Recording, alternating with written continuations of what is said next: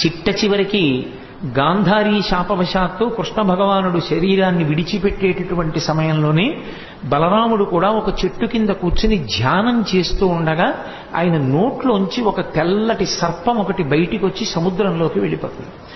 ఆ పాము సముద్రంలోకి వెళ్ళిపోగానే బలరాముడి శరీరం పడిపోతుంది. అంటే బలరాముడు సాక్షాత్ సహస్రఫణుడైనటువంటి ఆదివరాహము ఆదిశేషుడు. ఆదిశేషుని యొక్క అంశయే బలరాముడు అని నిరూపించడానికి చిట్ట చివర ఆ శ్వేత సర్పం ఒకటి ఆయన కంఠంలోంచి బయటికి వచ్చి సముద్రంలోకి వెళ్ళిపోగానే బలరాముడి శరీరం పడిపోతుంది.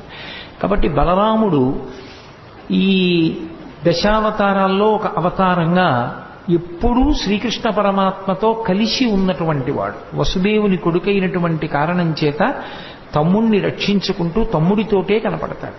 నేను కొంతవరకు బలరాముని అవతారాన్ని ప్రస్తావించడం జరిగింది, కానీ మీరు కొంచెం సూక్ష్మంగా చూస్తే ఇంకా బలరాముడు చాలా చోట్ల కనపడతాడు.